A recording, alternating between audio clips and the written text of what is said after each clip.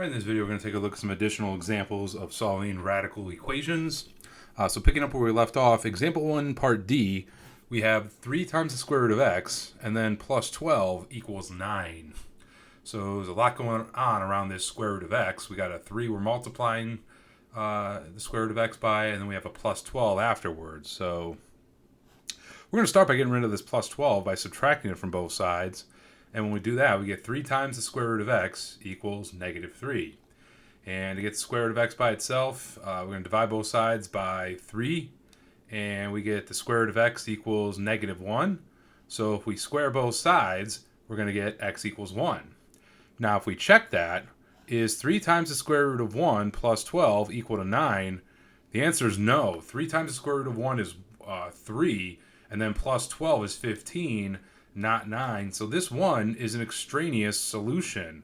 So our final answer is we have no solution to this equation. If we take a look at the graph of y equals 3 times the square root of x plus 12, and then we take a look at the graph of y equals 9, they will not intersect at all. So these graphs don't intersect, means there's no solution to this equation. Part E, we have the square root of 2x minus 7 equals the square root of 3x minus 12. Well, we have square roots on both sides, so let's raise both sides to the second power to get rid of our square roots, and we get 2x minus 7 equals 3x minus 12. Subtract 2x from both sides and add 12 to both sides, we get x equals 5. If we do check it, we get 2 times 5 minus 7 is 3. And then here we get 3 times 5 minus 12 is 3, so we will get the square root of 3 equals the square root of 3. So x equals 5 is the correct answer. All right, part F, we have x minus 3 equals the square root of x minus 1. So we have our square root of x minus 1 all by itself, so we're going to want to square both sides. Now when we square x minus 3, we want to multiply that out as x minus 3 times x minus 3. Because x minus 3, when we square that expression, gives us x squared minus 6x plus 9. So we get x squared minus 3x plus 9.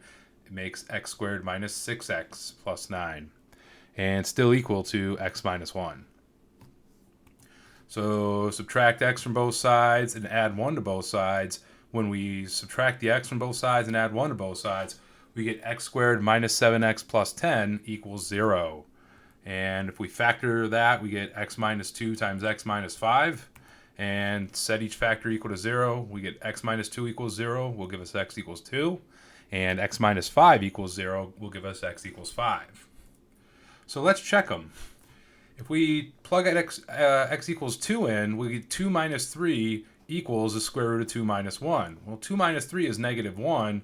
Is negative 1 equal to the square root of 1? No, it's not. So 2 is an extraneous solution. We do not want to include it in our final answer.